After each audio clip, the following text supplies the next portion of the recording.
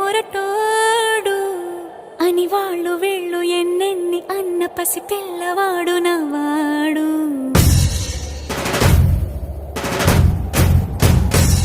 విడుముండోడు అని ఊరు వాడ అనుకున్న గాని మహారాజు నాకు నవ్వాడు.